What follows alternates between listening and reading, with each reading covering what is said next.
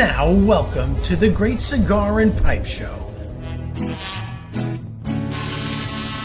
Presented by Hiram and Solomon Cigars, the Oliva Cigar family, and the J.C. Newman Cigar Company.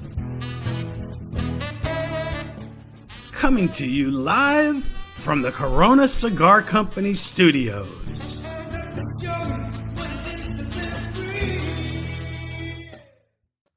Hey, everybody. Welcome.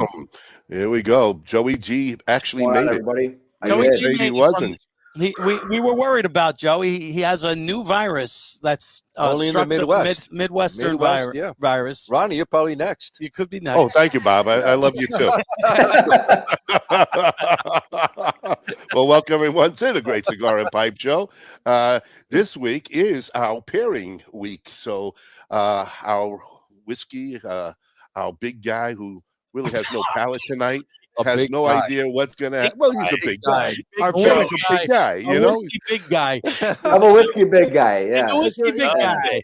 At least guy. I give him some kind of, like whiskey whisperer. It makes him sound prominent in the industry.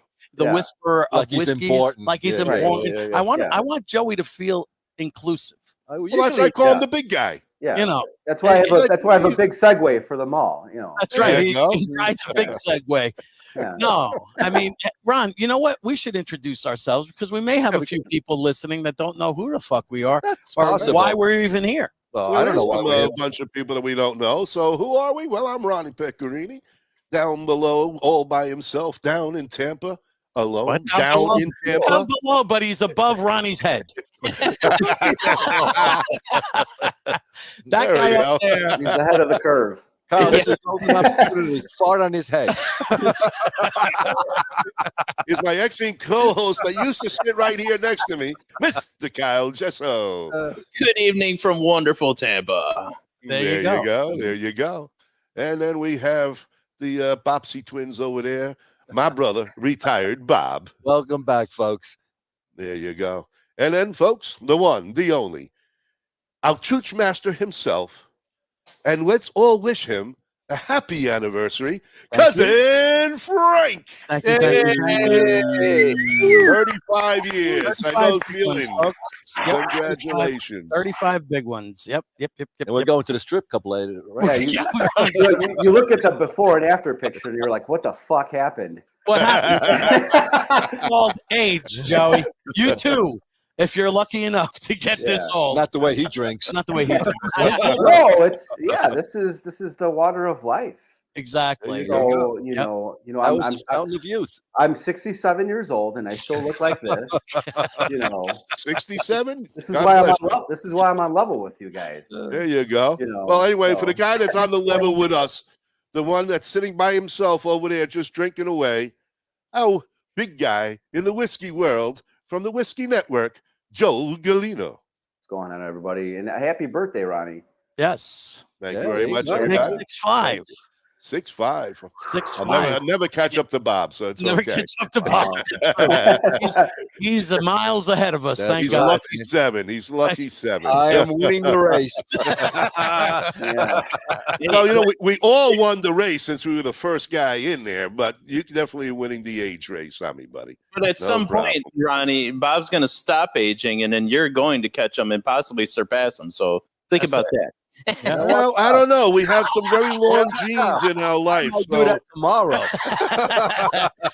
I heard he was making his trek to the Fountain of Youth, which is close by here in St. Augustine. Yeah, I got a whole 5-gallon bucket of that water. I bathed in it. It's not helping, folks. As you can tell, it's not helping. No, I don't know if I'm anywhere near 102. Do I? Do you sell that bath water on OnlyFans or? I put it in a bottle. I ship it to you. Oh, please don't. Please don't. Yeah, I had to reject the last bucket that was shipped here. So. Yeah. Everybody listening, please hit the share button. All righty. And Colin, You can smoke whatever you want tonight. We really don't mind what you smoke as long as you do smoke and have a good time with us. So thanks for joining us, everyone. Don't smoke the other stuff because you'll fall asleep. That's right. You don't want to smoke any ganja. Obviously, I'm inside the house tonight as I'm sick. Sicker than a dog. And two, I was gonna go outside and maybe smoke a cigar, but it's fucking raining here in Chicago. But the smoke tonight, we have Martin Smith of Broncano Cigars. We're going to be doing his vintage Toro expression. Yes, and that's a 19-year aged tobacco. Yeah. And let me tell you, folks. Let's not cut it short. It's 20 years. 20 years. Oh, 20 years. It's 20 now. That's right. It was aged 19. Now it's a year since it's been on the market out there. 20-year-old tobacco, man. 20 year. Let me tell you, whatever's in there is very limited. Once it's gone, folks, it's gone. I thought it is gone. Isn't it officially gone? We're going to talk to him about is it all gone? But I think it's on life support as far as there's not many left. Just like Joe. Hang on a sec. I got to hit a couple buttons down here real quick. Whatever you do, don't pull out that IV. Well, I never pull out, so. But we have for the pairing tonight. We have James Burton. He's got a little crew with him tonight. I'll let him introduce his crew. But he's representing Truth Malters in Canada, which distributes KaVaLan. So this being a very limited and exquisite 20-year aged tobacco cigar, I knew I had to pick something worthy and exquisite to pair up with that cigar. And this is the KaVaLan Olorosso Sherry Cask. This is the cask strength. It is the Soliste, even though it doesn't say it on this label. Mine is a Binny's pick. And you guys are going to laugh right here on the label. Hand-selected Spanish Oloroso Sherry Cask delivers the raisin and marzipan marzipan character of this unique cask strength whiskey. It's distilled, matured, and bottled in Taiwan. I'll let James, walk us through KaVaLan and Truth Malters and the whiskey. But I have not had an opportunity to go through this pairing myself. I typically do that and take notes. That is for my Whiskey Network articles that publish after these podcasts go live. And those can be found at whiskeynetwork.net. I'm actually approaching 3 years of writing for the magazine come August. So this article is basically like my personal 3-year anniversary article. Oh, go to whiskeynetwork.net. Yeah, if you go to whiskeynetwork.net, there's a drop down called Lifestyle, and you go to the Sips and Stogies section of the magazine. That's where you find over 50 pairing review articles now that I have up in that section. So at this point, I think I've been with you guys for like 2 years now. We've reached like a really like excellent level of pairing cigars with different whiskeys. So next month when I come on, we're going to do something a little different. We're going to have the masters, Dave Yancey and Ash Red, come on with us. And we're going to do a little checkpoint where we get back to the basics of pairing cigars and whiskey, make sure we're not missing anything. Yeah, we don't want to miss anything. Right, and taking our pairing expertise and skills even further to the next level if there's something new that we're unaware of. Because there's always something new to learn with this stuff, whether it's cigars or whiskey. And that's why we do this podcast, is for you guys. Because even though we're just a bunch of chooches, if you're watching us, you're a chooch too. Exactly. Exactly. And at some point, we're going to have, hopefully, Mark Kaufman. He is from the Whiskey Whistle. He is a whiskey tuber. He is the gentleman who was on this show with me as a guest, my first appearance back in 2021-ish. Yep. He's also from Canada. That's how I met James Burton through the Winnipeg Whiskey Club. He's probably going to be joining us, hopefully, from South Korea. So hopefully he can jump on and say hello and catch up with us, and we can catch up with him, see how he's been doing. But that's what we have going on tonight. We have a very exquisite pairing. Yes. Unfortunately, I have to rely on these chooches. I'm going to guide them through the pairing. You're gonna get a much more in-depth description, accurate description when you're dealing with this. Because Bob and I are kind of going to be front and center on what we're getting from both the cigar and the whiskey and the old whiskey to cigar, cigar to whiskey, first, third, pre-light. We're going to do the cut, the pre-light, the dry draw. We're doing it all tonight. We're doing it all. So our next article will be very in-depth. Your next article will shut the website down. What the fuck are you talking about? The one thing about Joe, he used to, if you look at his he plagiarizes everything. No. But if you look at his early writings, he used to. They sucked. No, they were good because they were okay for a novice. Joe, don't hit yourself. He used to quote us. Yes, he did. Now he doesn't quote us anymore. Yeah. He's like, fuck these guys. They don't need a quote. Well, he's the big guy now. That's right. right. It's all about Joe. Once you guys reduce me to a mall cop, you're done. You're done. Hey, but we will be giving away a whole bottle of KaVaLan. Ooh, wow! Stay tuned for that. And you might get a cigar. And you might get a cigar. If you're nice. Wow, I don't know about that one. If you can pry it out of Bob's hand, I doubt but it. luckily, I am drinking tonight because whiskey is medicinal. It is the water of life. So even though my palate can't detect it, I am getting the medicinal effects. Good. Beautiful. Beautiful. So we'll be right back, folks. Make sure you share this show with all you know, and even the people that you don't know. Just litter their feeds with literate. Yeah, literate. Litter their feeds with this share. I love that, Frank. I understood that. That's good. Yeah, I'm an illiterate writer, so I'm offended because I'm illiterate and a writer. You are illiterate. Hang in there, and when we come back, we're gonna have James Burton and a friend of his from the Winnipeg Whiskey Club is going to be there. Plus, our man Martin Smith from Broncano, and it's going to be a great show. Hopefully, Mark Kaufman after these words, bottle kill sponsors, bottle kill, bottle kill.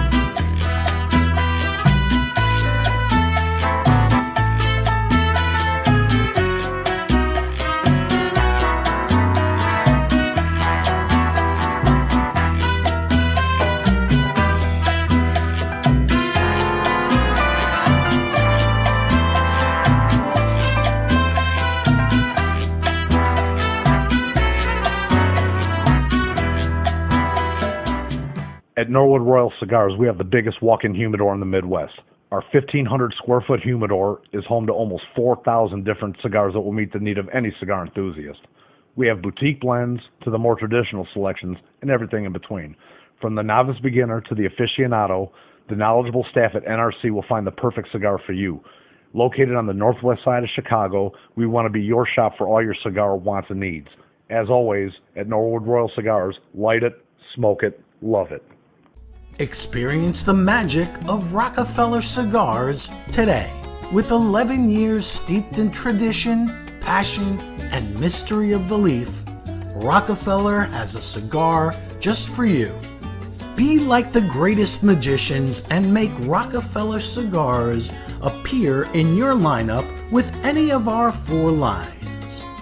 The Nicaraguan, the Dominican Blue, the Vintage Gold, and our new LE, The Art of Magic.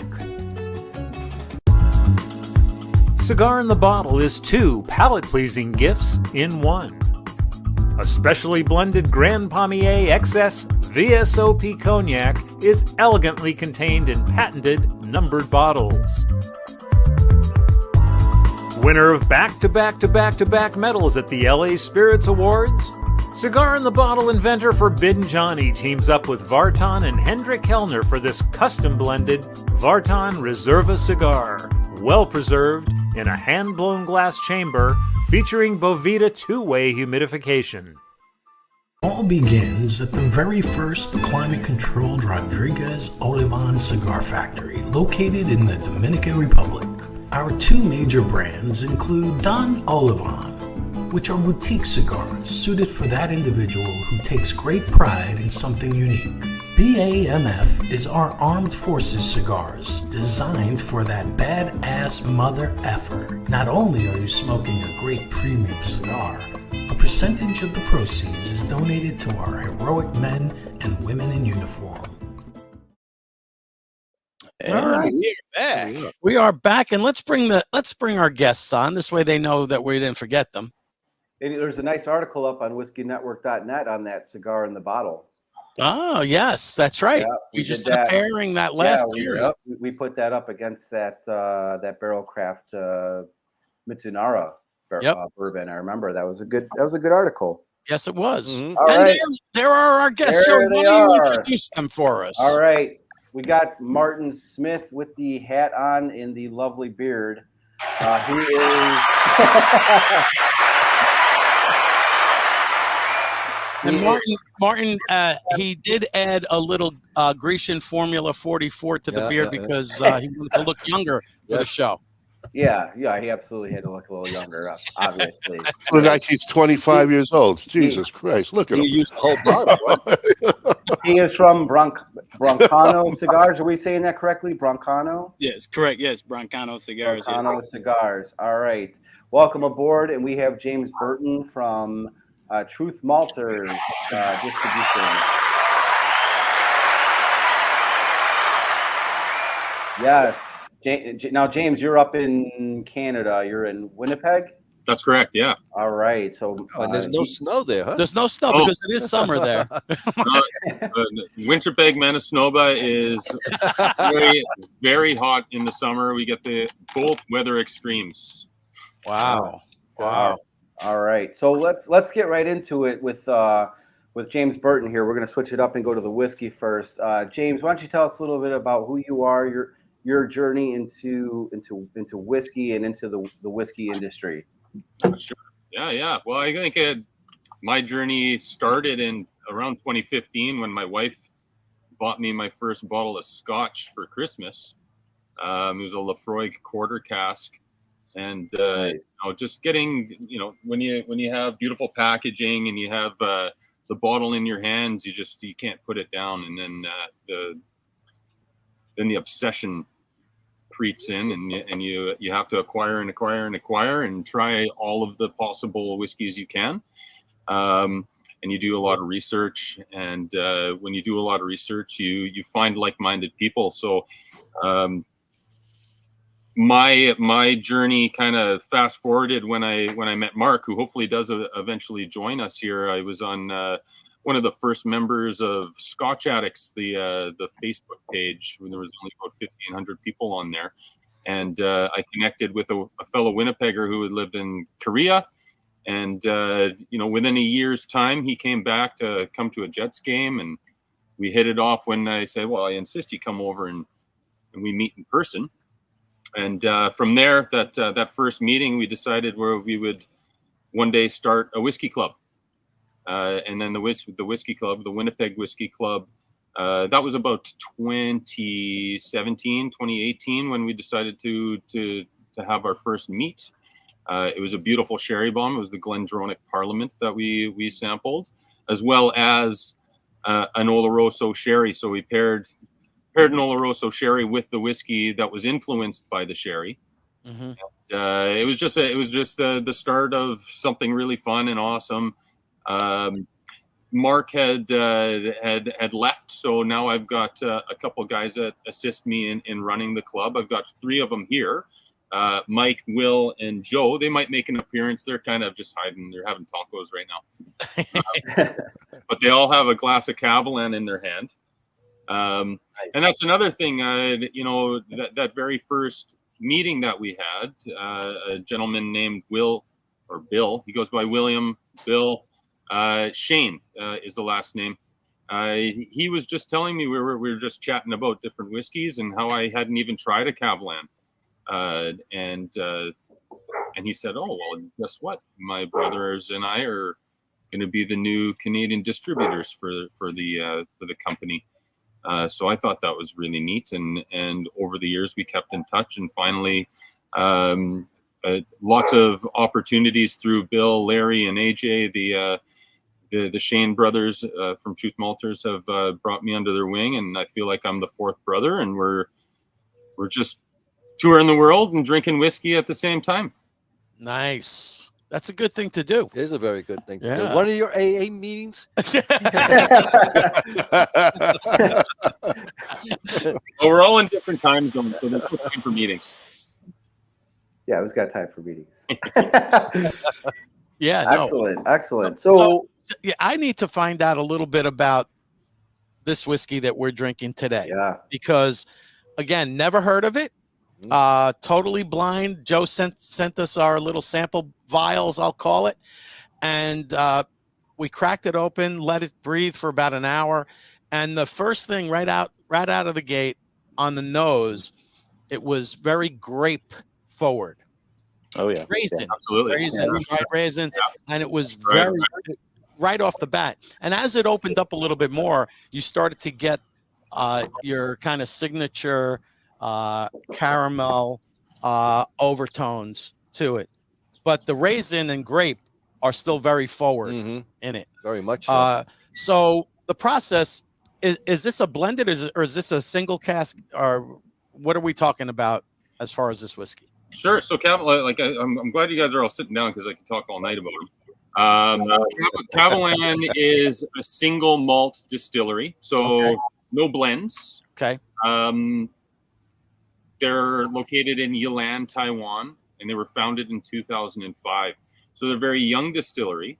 But the really cool thing about KaVaLan is their attention to detail, their pride in their product. They produce whiskeys on a massive scale now, but the consistency of their product is always top notch. They are very, very picky on the quality of barrels. Now the quality of barrel is how a quality whiskey is produced. Right. So with their malt whiskeys, they use, of course, Olorosso sherry, which is one of their core range. They're probably the most readily available, aside from maybe their ex-bourbon Solist as well. Right. But what we have when we're talking Solist is a single barrel. So I have a different barrel than you guys. This is one of the Truth Malters releases for Canada. An Olorosso sherry cask.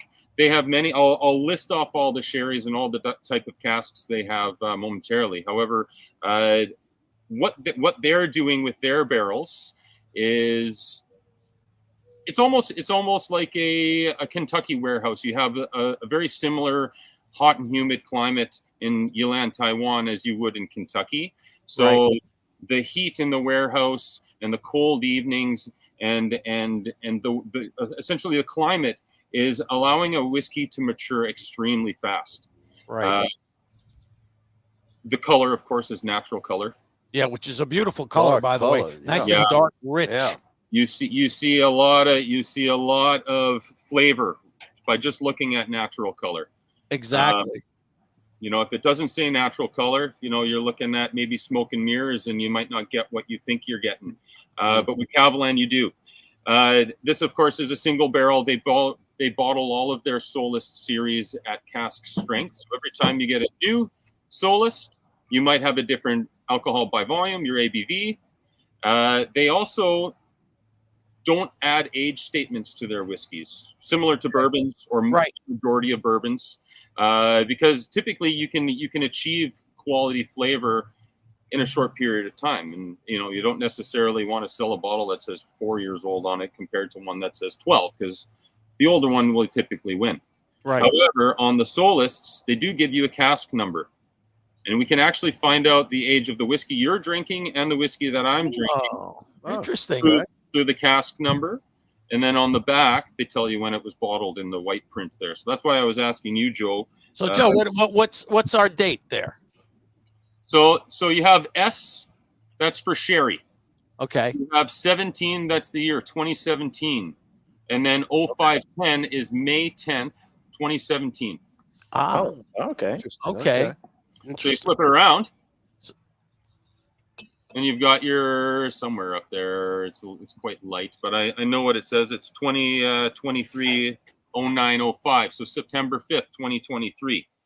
So you have around a 6.5-year-old whiskey there. Gotcha. So that's when it was bottled in 23. That's right. Yeah. So getting back to that lack of age statement, KaVaLan and all their single barrels are going to be bottled when they're ready. They're not worried about reaching a milestone year. And congratulations, Ron, on your birthday and your 3-year anniversary there, Joe. Thank you.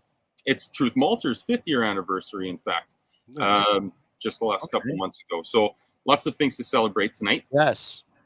It's Frank's anniversary too. Frank's 35 years. 5 years. Married 35. Yeah. Yes. 35 years in the clink. In the clink. Let's drink to that, you chooch. Yes. So anyways, yeah, KaVaLan is one of those distilleries that hasn't been around for a long time, but they have, just ultimate quality product. They are a luxury product, just like this cigar I think we're going to enjoy tonight. Yep. And Truth Malters has branched out, and they really share whiskeys from all around the world. Behind me, I have a Swedish whiskey from High Coast. I was just in Sweden at the distillery last week. We also have a gin. We have a Broncano whiskey as well. That's from New Zealand. And then they finally got a little bit of Scotch in their repertoire too, from an independent bottler named Fergan Harris. Absolutely delicious products. They don't get anything not worth trying. How long has Truth Malters been around? 5 years. 5 years. 5 years. Yeah. Okay. Joey didn't hear that part of the anniversary. I missed that part. I missed that. No problem. His ears are clogged.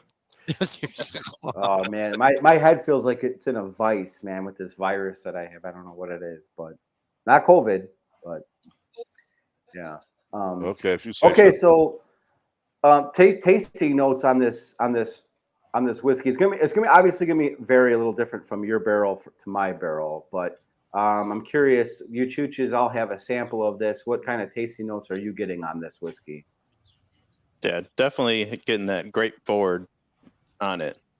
Without a doubt, that raisiny, but I also get a little bit of a like a green apple freshness to it. A little, I'll call it. It's a little zippy, like a crisp. It makes it crisp. Yeah, there's a crispness to it where it doesn't lie flat. It definitely has a and the ABV on this is what? We're looking at 54% ABV. That crispness, I'm assuming, is like the youth of the whiskey, James. We're looking at a 6-year single malt, so that is somewhat young comparatively. And it's but like sweeter too. Could also be that ABV. Sweeter. Yeah, it's sweeter. It has a sweetness. Definitely too. has a sweetness. It has too. a sweetness Got that to right it. away. Yeah, without a doubt. When I would drink, wonder, oh, sorry, go ahead. As I say, when I drink it, it almost like it hits kind of like in the back, like the back of the tongue. Yeah, there, the back of your tongue is where you're getting that. That's where I'm getting it too, Kyle. Right in the back. It's not really affecting front of tongue. No. It's more back of tongue, sides, back. So that would be a dry style. Yes. Olorosso is a dry sherry. Yep. Something like Pedro Jimenez, if you try that, you might not notice on the side of your mouth. You will notice the sweetness on the tip of your tongue. Right. Okay. Yeah, definitely on the sides of your tongue. Man. I feel like my tongue is going like this. Wow. ABV will certainly park your mouth out a little bit with how rich the whiskey is. Another really cool thing with cask strength whiskey is that you may or may care to try, you can always add a drop of water and experience even more flavors. There we go. Yep. That's what we wait for. I got my little drop of water here. There you go. Now, is this 6 years entirely in the Olorosso sherry cask? Absolutely. It's a single barrel, matured fully in that one cask. Okay, excellent. Now with the Solus series, because they do have other series like that Concert Master that you had showed us earlier in our meeting here, that would have been a cask previously used in a Solus. So all of the Solus series are first fill barrels. So the whiskey that went into that barrel is the first ever whiskey to go into that barrel, and then KaVaLan will reuse that barrel for some of their lower ABV whiskeys, like the Concert Master series, the King Car, the Podium. They have a couple wonderful different options in a 46% ABV or a 40% ABV range. So you've got some quality casks to start, and then they reuse it, and even they use a really neat technique called shave, toast, and rechar on their wine casks, because KaVaLan basically has probably the most comprehensive list of barrels to use, probably in out of any distillery in the world. There are going to be a couple that are going to compare. I know that High Coast uses a heck of a lot of different barrels as well. But, to give you a kind of an example, I have the Oloroso here. I also have the Pedro Jimenez. But there's also Fino Sherry. There's a Amontillado Sherry. There's Madeira, Moscatel, Manzanilla. We've got port, brandy, Vino Barrique, which is a wine cask. They'll either use red or white wine casks. They'll use ex-bourbon, virgin oak, rum, and peated whiskey casks. So they'll source barrels from Scotland that had once held peated whiskeys in there, and they'll use that to impart some peat. So they're definitely experimenting with different casks and creating different flavor profiles. Now, after we added that one drop of water, I know for me it changed totally. Totally changed. It completely went into a totally another direction, right? Absolutely. So the first thing I noticed is that it didn't hit the sides of my tongue as hard, as it did before. Yeah. No, now it's kind of like just coats the tongue. It coats the palate. Now the tongue is just nicely coated. The sweetness dropped. The sweetness dropped, and I'm picking up a little bit of. You're gonna kill me when I say this. Don't say what he says. No. Marzipan. It says it right on the bottle. I have it marked. Look at this. I even marked it. Look at that right there. You even marked it with Marzipan. It's got that little nuttiness. It's got a nuttiness now to it that is different that it didn't have. Hey Martin, I'm pretty sure we're not in on this inside joke. This marzipan topic. It's a long story. You got a couple hours. So it's a note I get on really quality cigars. Right. So when I obviously with the tobacco in this cigar being aged 20 years, we know it's going to be a quality cigar, more than a quality cigar.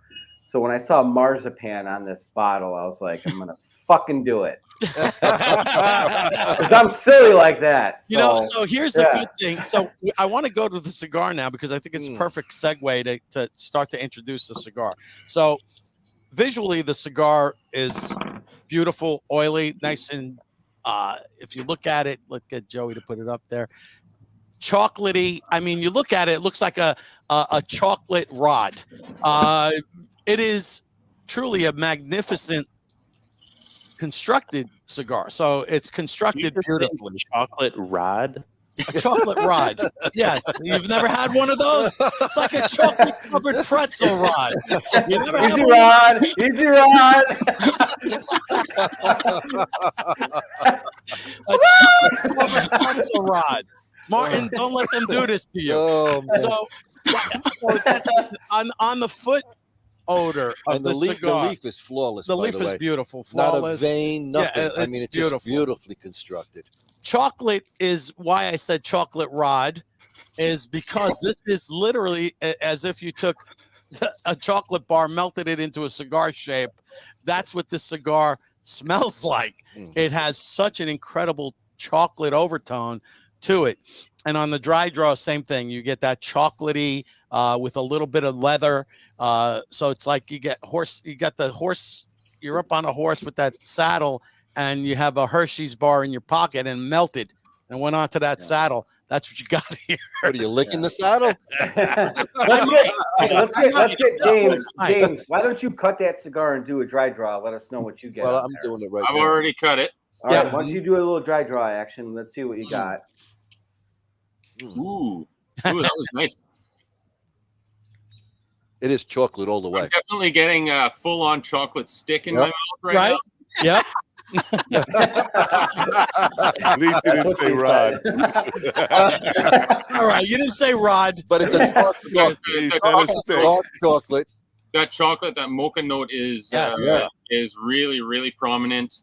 I have a little bit of the KaVaLan on my palate still. And what I was noticing with the KaVaLan is a hint of chocolate, but also a little hint of coffee too. So when I pull that, sometimes I get a little coffee and chocolate on my cigars as well. So that's definitely coming through as well.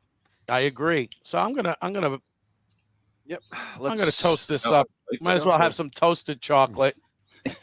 Talk about. Melt that chocolate, Frank. Melt that. I got it melted, not with that lighter. Try this.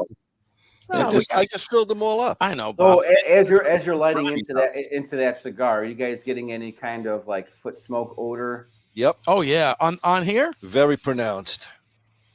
Again, it's not cocoa, a smoky cigar. It's not a heavy smoker where some cigars smoke just spew smoke. This does not. Okay. But on the foot odor, you get a beautiful foot odor. Again, it's almost as if you're toasting chocolate, melting chocolate, making a hot chocolate. Yeah.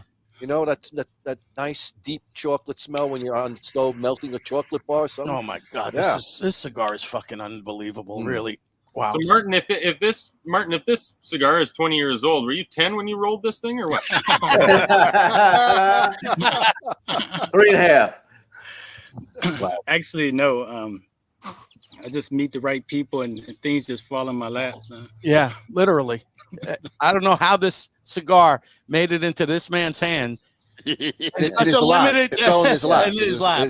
Into his lap. You should have seen his lap during the pre-show. That's right.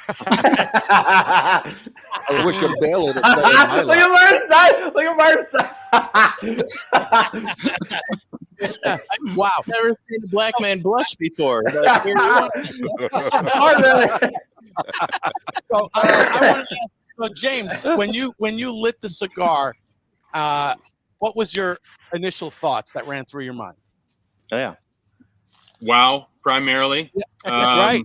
You know, more like if we're talking tasting notes, more of that. It was a creamy chocolate sensation. Yes. You know. Yes. The softness of the smoke. Mm-hmm. It was extremely pleasant. It was extremely pleasant. And going back to nosing the thing, more of the same. I must admit that I have not smoked enough cigars to have a real flavor portfolio at my disposal when I'm talking. So when did you start smoking cigars? Yeah, when did you start? You seem to have you starting to pick up on the notes. So when did you start? Yesterday, Kyle. During the pre-show. What time is it? I would say that I've always been intrigued by tobacco, but it was primarily cigarettes and pipe tobacco first, actually. Oh yeah. There you go. That's where. But that that was many moons ago when I started the pipe tobacco, and that was I got my first pipe to try to quit smoking. It didn't work at all. Yeah, you know the crack pipe that usually doesn't do the trick. Yeah, no, I'm a sucker for anything that goes into the lungs if it's not crack. That's right. So I immediately we can't be friends anymore, James. So what I love about this cigar and Martin is that it was such a surprise because we met Martin on our Instagram feed, and he's like, hey, he comes on and we're doing a pre-show, and he's like, yeah, I have a cigar. I go, oh, all right. Why don't you send me it? Yeah, you and 10 other people like that. I'll send you something. So he sends me and Bob 2 cigars, and we're like, we're just going to light this on the pre-show. What the hell? We're going to give this a go. And sometimes, it doesn't go well. But we were enamored with this cigar. We immediately fell in love with it. And having Martin on with us, we were just amazed by the story behind the cigar and its genesis. So, Martin, tell me a little bit about how this cigar kind of happened for you. Oh, will do. And I was drinking, man. So if it doesn't sound coherent.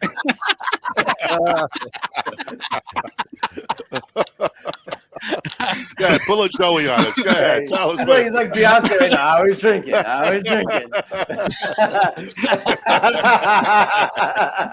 Surfboard. Anyway.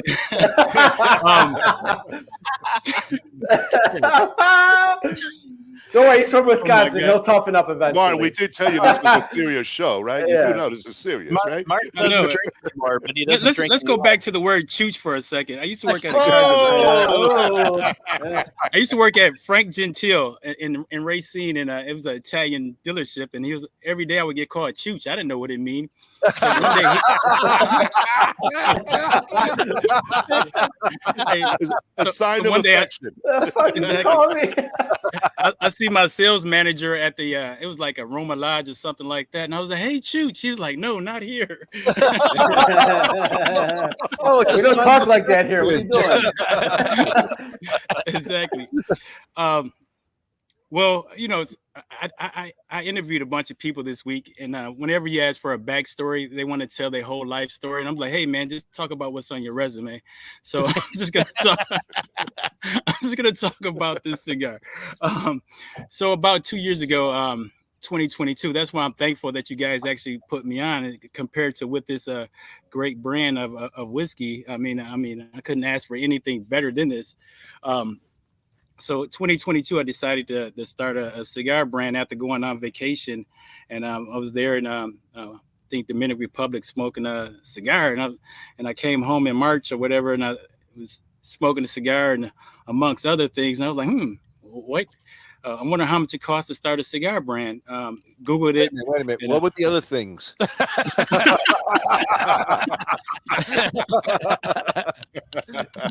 And then, like anybody else, he's like, I got $1 million I can flush down the toilet. Let's go for that. No, what I was smoking sausage on the grill, and anyway. So another story. Yeah, exactly. So I did a bunch of research and linked up with Claudio from that used to run Mombacho Cigars. I don't know if you guys want this whole story, but you get it. Yeah, go ahead. So I linked up with promote yourself. This is what it's for, man. Exactly. Otherwise, I'm gonna take my shirt off. So I linked up with Claudio from Mombacho Cigars, and basically, he gave me like cigar one-on-one course of exactly what to do, some of the stuff what not to do. So that actually worked out well, because before I linked up with Claudio 3 months in, I was trying to hit guys up on Instagram and go to shops and ask questions about how do you start a cigar brand, and people give you some information, but they don't want to give you all the information that was needed. They're guarding it to their chest. In this industry, I mean, you just take one trip to Dominican Republic, bump into a Dominican guy, and you can find all the cigars you want. So I don't understand why people try to hold the information to their chest. But anyway, so linked up with Claudio, gave me a bunch of information. At the time, I was going to do a blend. I'm not going to say his name, with somebody that everybody loves. And I decided not to do a blend with that guy. And I ended up linking up with OVAG, or Oswaldo. He linked me up with Manuel Anoa. Yeah. And he also knows like KBF. That's how I was able to link up with Heinrich Kellner and a couple other people that he introduced me to. So I met one guy, like, I mean, not literally how I said it earlier, but he was able to introduce me to a lot of people in Santiago. Actually, I would say there's a bunch of people in Dominican Republic making cigars, but he was able to introduce me to the most, I always say the people with the most integrity, put it like that, in the Dominican Republic, like people that's well known, like Manuel Anoa. So he linked me up with because this was my second trip. My first trip didn't go as well because I don't know, it just was fugazi basically. So the second time I went, I talked to Manuel, also this other guy, I can't think of his Tabacalera La Lisa, he's a great guy. Can't think of his name right now. Starts with an H. But anyway, Ostis Fernandez, great guy. So he linked me up with Ostis and Manuel. So I went to Manuel. He was like, well, I was told like the minimum amount that you had to make was 10,000 cigars. I'm like, I'm new to this. I'm not just gonna throw whatever amount of money towards 10,000 cigars. So I don't know if Manuel saw the pain in my face or if he felt sorry for me. So he said, hey man, I got these aged cigars. There's limited quantity. Give these a try. Tell me what you think. So I smoked this one, and it was another one that he actually gave me to try, which was a 13-year aged cigar, and I took them home because everything tastes different when you smoke them at the factory. I mean, you can smoke a Black and Mild, and you're like, shit, this is the best cigar on earth. So I took it home, smoked the cigar in my basement, smoked it, driving, smoked it walking, and it gave me like 5 cigars. So I tried to smoke it in a different environment. In every environment, it tasted the same. It had that, like you said, that nice chocolate, cocoa, earthy espresso flavor. So even right now, even tasting it with the, because I never drink and smoke at the same time, which is odd, but this is the first time I smoked this with the whiskey, and I was getting like floral notes out of it. So it actually tastes really well. But so La Aurora, just through Manuel, basically like anything that I basically need, he would actually send my way. I guess, he's seen that I'm somebody with integrity as far as, that I'm trying to do right in the cigar industry, give people quality products. And a good thing about starting out with this, and based upon what you guys said in the pre-show, this is actually the Lexus of cigars and other cigars I have when they come out. It's going to be able to I'm going to be able to demand a premium price for it. And those next two are coming out in, they say August, but October, November. Right. Exactly. Yeah. And those you're going to be very impressed because KBF is putting one together, Heinrich. Then, like I told you before, I got this guy that only rolls for the Asian market. So he's put together a similar blend to this, but it's going to have a different, like a little more of a kick to it. So that's going to be excellent. Then also he's going to do, I don't know if you ever had a Cuban cigar, the Patagras series. I think it's P number 2. We're not going to try to duplicate that, but we're going to try to have like something similar to the same profile, which I think would be great. And that's going to be in that $15 price range as well. Nice. I mean, listen, you came out of the chute with a cigar that is basically a 20-year-old tobacco cigar. I don't know how many people can say that out of the gate with their first cigar, they come out with a cigar that is not only, top shelf. As I said to you in our pre-show when we met first, this is a cigar that retail is not inexpensive, right? It's at $20. Now, I compared this $20 cigar to any $50, $75, or $100 cigar that would be under what I would call a legacy brand. Let's call it whoever you wanted to put out, any of the big guys. If they said we're coming out with a limited edition 20-year age cigar, they can put a number on it and they'll sell it based on the fact that they're a big brand, and they'll sell it for a high dollar.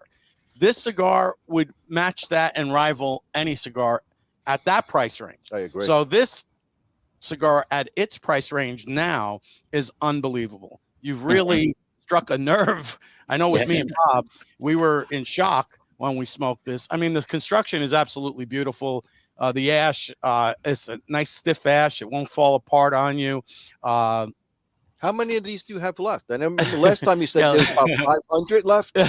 Beautiful. Right. So actually, I have about 800 left. Okay. I haven't really been, I haven't really been pitching it that much or trying to push it in shops, because I think the approach I'm gonna take now is to let those sit for a bit. Then when when I have my other production come in August or September, whenever I get it, I think it'd probably be more advantageous to present it as that. I mean, because it's not like, granted, it's not like it's gold or anything like that, but I'm not gonna have a problem selling the cigars either way. So I don't think I need to rush. And just from going out cold calling shops and all that, I want to be selective.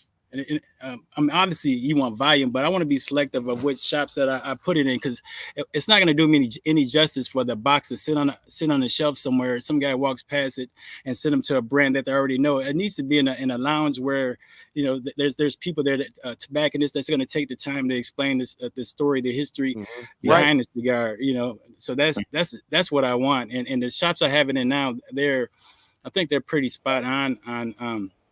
I'm doing that, but you know, I just don't want to put it everywhere. Don't get me wrong. If one day you get a bunch of cigars, of course, gas stations, strip clubs, liquor stores. Now, if people want to know more, they can go to your website, right? So they can go to broncanocigars.com.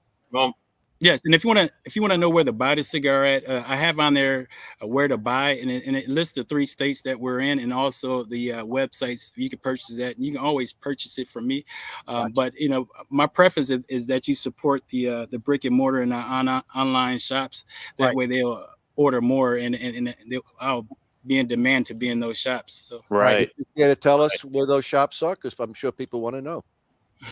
Yeah, people are already asking. People are already asking where, you know, how can you get them? Where can I buy them? So, our audience is very interested. So yes, so here in Wisconsin, you can go to Lake Country Cigars. That was one of my first supporters. As soon as I told him I was coming out with a brand, and I brought this to his shop, he didn't ask any questions. He took it. So they're in Delafield, Wisconsin. They're not too far from Milwaukee. So if you're here for the RNC, the Republican convention, go to Delafield. There you go. Pick up some cigars. Not too far from Canada. Not too far. Absolutely. About a 7.5 hour drive from the border. Just wrote it down. It's a 7.5 hour drive from the border. Yeah, go ahead. No, we're also in Cooper's Uptown, which is like a boutique shop, but they also have a humidor in there. They're owned by Jockey, so they're in Kenosha, Wisconsin. Mm-hmm. Then in Illinois. Yeah. So the guy that's there, Tom Dix, that's his name. I don't know, but anyway, the guy that's there, he's pretty well versed on cigars, and he'll point you in the right direction if you're in Wisconsin. But if you're in Illinois, humidor. Yeah, I don't like any dicks, but anyway, I mean people that are dicks. Yeah, I don't like any chocolate rod. He's talking about attitudes, people. Exactly. Only chocolate I like is mine. But anyway, so I see a lot of you guys are well into that first third. What kind of? Yes. If anybody wants to throw out some tasting notes that they're getting in that first third, James. Got a little commotion around here. My first third, I'm trying to hold this. I don't know if you guys have been asked. I'm going for the record ash today. I know, right? Because this cigar is so well constructed, that ash sits firmly on the tip of that cigar. And what kind of tasting notes are we getting on that first third? Yeah.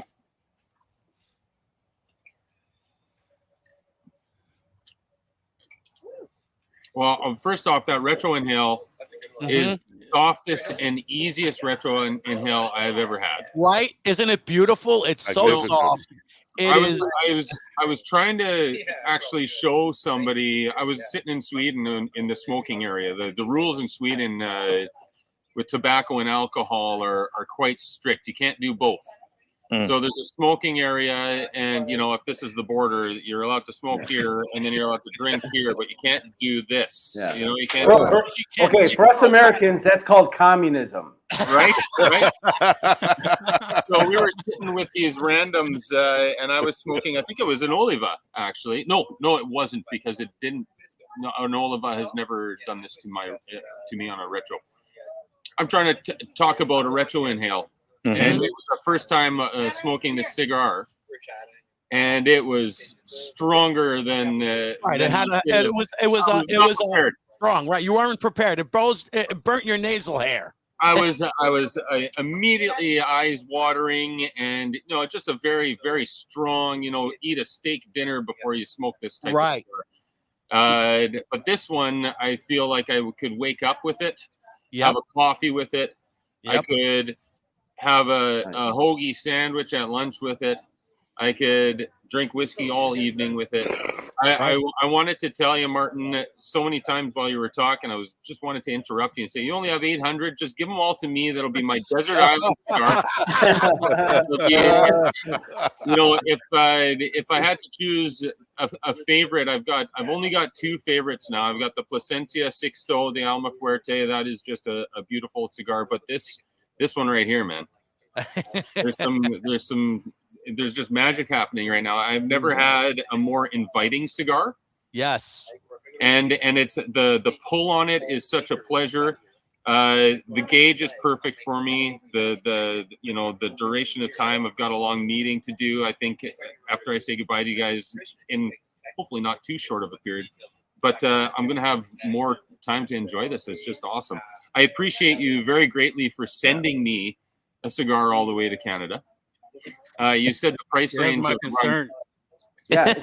So Martin, you could send 800 more to Canada, and then in one box, 799 back to America, and then you can blame Canada. I really want to stockpile this cigar, man. I know that's the kind of cigar that it is. I mean, it leaves you wanting more. More, exactly. But it's also cheaper to send them here to Florida. It is much cheaper to send them to Florida. There's no customs. No customs. You don't have to cut through all of Hey that. guys, 2 days instead of 15 days.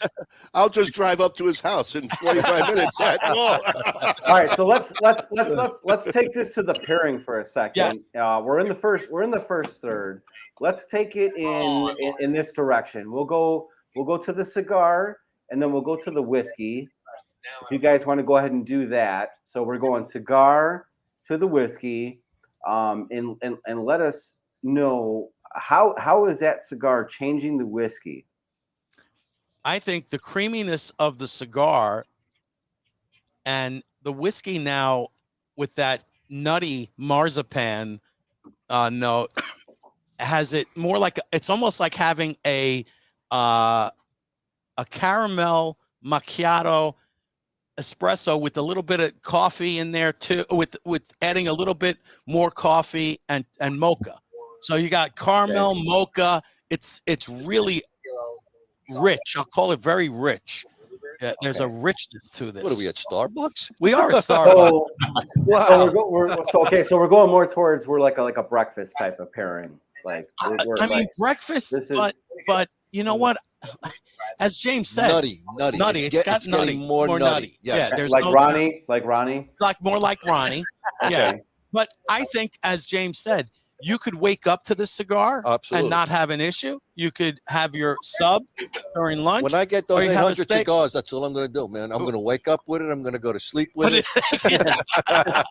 All right, so let's go to the professional, James. The cigar is what's it doing to the whiskey you're so familiar with? It's honestly it's a perfect combination. Right. Sherried whiskeys and tobacco are it's top notch. Like you can find tobacco notes in a really rich sherried whiskey. Those chocolate notes that happen from a sherried whiskey as well. Even those floral notes that Martin was mentioning, those all play together. And if one isn't offering it, when you pair them together, all of it is offered together. Right. One enhances the other and brings out other flavors that you wouldn't have if you just drank the whiskey or just smoke the cigar. And you know, it's also amazing. It absolutely produces It's no 8 o'clock. It's a non-smoking smoke at all. Some A cigars slow burn. billow and smoke. Oh yeah, it fills up the room. Right. This, where this nothing. does not. I mean, it has, but the drawer is absolutely perfect. Drawer's perfect. Perfect drawer draw. is perfect. And again, you're treated. I mean, this is truly a treat. This is something that, you know, this is a celebration pairing. Yeah. I'm going to call it that, because for any great celebration, whether it's an anniversary or birthday, I mean, this is the way to go. Yeah, Christmas, New Year's, a special occasion cigar. That's what I would say this is. This is. It really is. Because it brings those memories. And Martin, obviously, this is a special effing cigar. Yeah. So with you know, coming at you from the whiskey side of things in the whiskey industry, are we kind of nailing it on the head here? I think absolutely.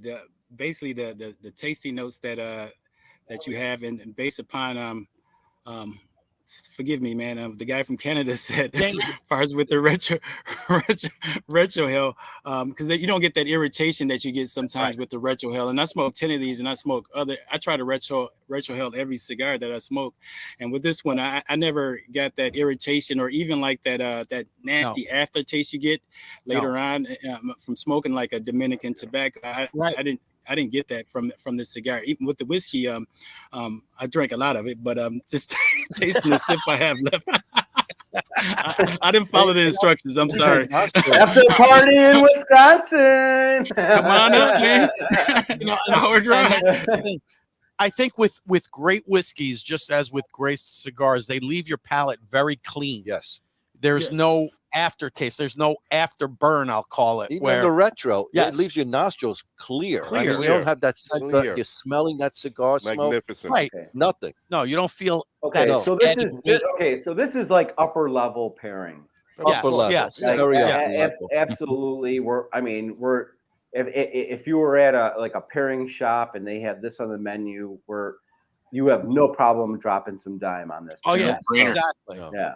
As long as it's not more than $20.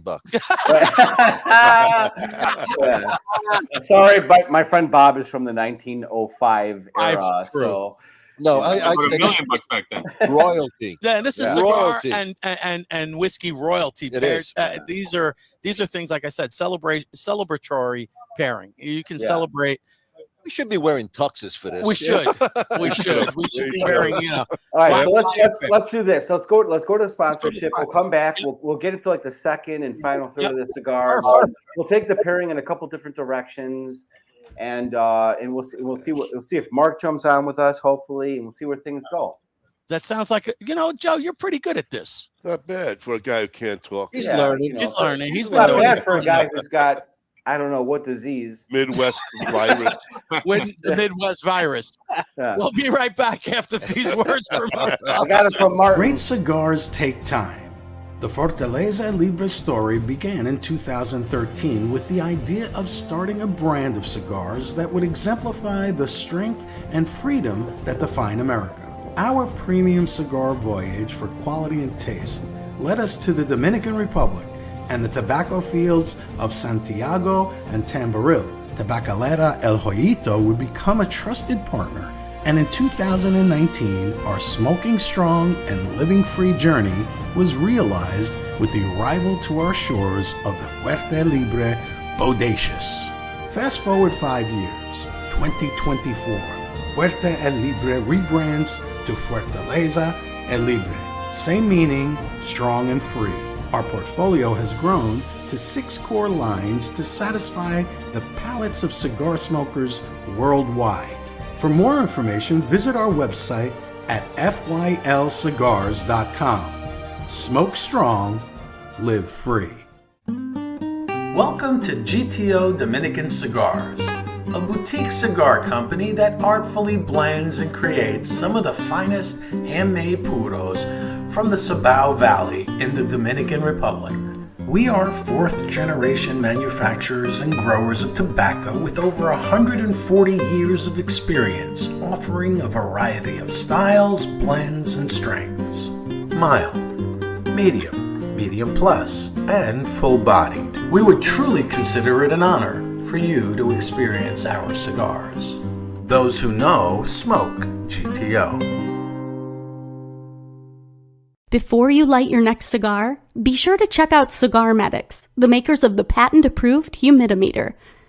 The humidimeter is a tool designed to display the relative humidity inside your cigar. With this device, there's no more guessing. Simply insert the probes into the foot or cap of your cigar, and you can instantly know if your cigar is ready to be smoked. Buy now on cigarmedics.com and see site for other cigar accessories. With the humidimeter, you'll know when to hold them and know when to smoke them. Years in the making, the Chief cigar was born, blended, boxed, and released to market on June 26, 2015. This cigar was developed by former fire chief, firefighter, cigar aficionado Ken Dorbecker, and has grown into a signature Firehouse cigar line. All engines respond. Including, of course, the Chief, a Nicaraguan Habano blend, Proby, a Connecticut Shade blend, All Hands, a Maduro Mexican San Andreas box press, and the brand new Fire Pole, a beautifully crafted San Andreas Habano barber pole. Join the Chief family and make us part of your humidor. R&A Treasures, out of Tampa Bay, Florida. The last of a legacy. The last of an inventory of Thomas Cristiano in a warehouse where everything is aged and well kept for all your pipe and smoking needs. And we are back. We are back, folks. And Bob and I were just sitting here and just saying that how it's changed again. Oh, it's changed a lot. What's happened now, we're into the second third, and what we both were starting to get, and I told Bob, I go, you know what, Bob, this reminds me of a dark chocolate croissant now, because it's got that pastry level of taste that's happening with the especially pairing it, because you've got like almost like that sweetness, which is that raisiny, nutty whiskey with that dark chocolate pastry level. There's so many different levels of this. Oh, it's amazing. Yeah. You know, the raisiny part is interesting because, well, like I said to you, Kyle and well, not Ronnie, he doesn't have a palate for this, but Ronnie only has a palate for fucking pasta. Yeah, but some nice ragu sauce on it. But don't touch my salad. You know, a good pipe tobacco, when you get those heavy raisin notes, that's what I'm starting to get on the cigar. Right. It's not losing the nuttiness. It's got the chocolate flowing through it, but it's got like multitudes of levels of taste. There's such a level. And Bob, again, you're nailing it right on the head here, because right on the label here of the bottle that you're sipping out of, the Binny's pick here out of Chicago, hand selected Spanish Olorosso sherry cask delivers the raisin. There you go. And marzipan character of this unique cask strength whiskey. So I'm glad you guys are in the second third of the cigar. We're gonna take the pairing into a different direction here, which is going to be, you're gonna sip the whiskey, and then go to the cigar. I'll add, before we do that, in my second third, I'm noticing if it's a soft exhale and I'm trying to keep my mouth closed, I'm getting cedar, and I'm getting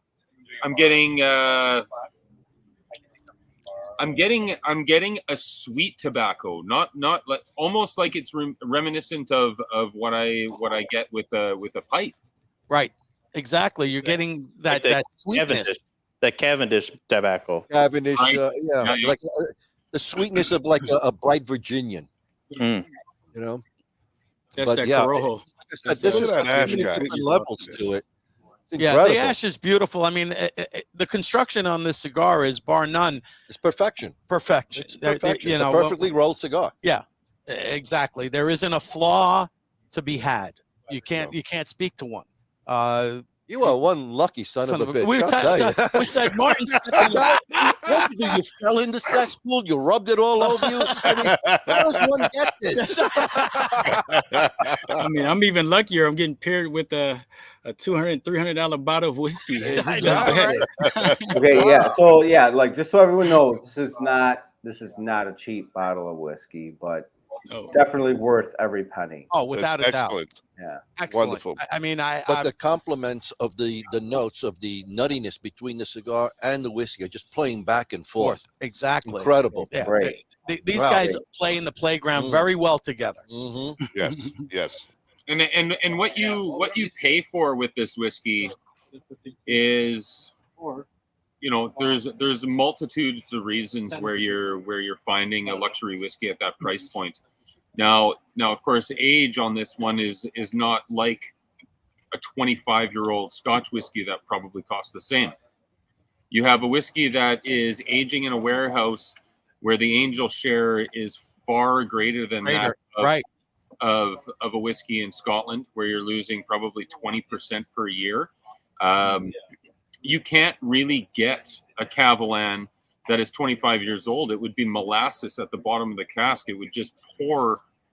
It would drip out of the barrel. There would be nothing left of it.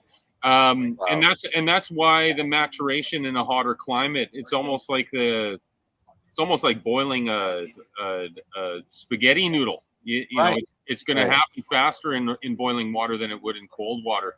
And you have a whiskey that's ready very, very short period of time. Right. But you also have that first fill cask. You also have that cask strength, and it's an individual cask, and they only bottle those individual casks in the Sola series if they are pretty much perfect, right? Wow. So, when you look at KaVaLan as a distillery as only being around 19 years old, they have won more awards than any distillery on the planet. Wow. We're talking like the World Whiskey Awards, the international whiskey competitions, all of those. They've got more gold medals and more platinum medals than any. They don't keep track of their silvers or bronzes or whatever. But they have over 800 awards in that 17 or 19 years. Wow. In existence. James, let's talk water source. Oh, and I'm assuming that has a big role in the flavor profile of this whiskey. Yeah. So Yilan, of course, being Taiwan's an island. It's a mountainous island. They're using the Snow Mountain glacier waters dripping from the mountain. They're right at the base of the mountain in Yilan, Taiwan, and that's their source of water. They even bottle their own water. I was just in Toronto hosting an event with Larry from Truth Malters, who lives in Taiwan. He brought an entire suitcase full of bottled water. That was the only thing in that suitcase was just water. Wow. It was KaVaLan water. So it was a really cool experience to actually try that water with the whiskeys that we had paired with it. All four of them were KaVaLans. But there's water connoisseurs out there. The minerality in the water, I'm not a connoisseur, so I'm not even going to get into, what makes water taste different. But it's the minerals in that water and how fresh and how pristine that water will be. It's not just tap water that's going into there. Right. And for us chooches, basic things like what is KaVaLan, what is Soliste. Right. I think you can take that Solist and apply it to music. It's their whole range of whiskeys kind of branches around an orchestra, right? An entire work of people coming together to make one masterpiece, right? So the solist is the soloist. The concert master that you had showed us earlier. There's also the King Car conductor that will come in at a lower price point. All of those whiskeys are rich and perfectly paired with the cigar. They don't give you that single cask age statement that you can figure out using the cask number and the bottling date. So you can probably assume 3 to 6 to 8 years, give or take, for an age of any given whiskey that's in a lower price point. But even that lower ABV, you're getting such rich whiskeys. They're just they're flavor central is how I like to call it. Who is the master distiller for them? Yeah.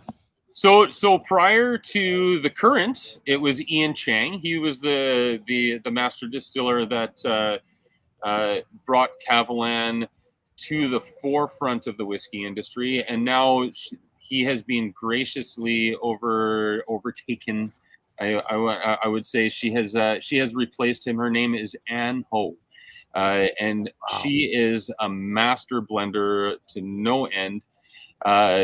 Ian has moved on to a Japanese distillery that you'll have to just wait and see for future releases, because it's he helped out with the production of their whiskeys, and they're just aging away and not legally whiskey yet.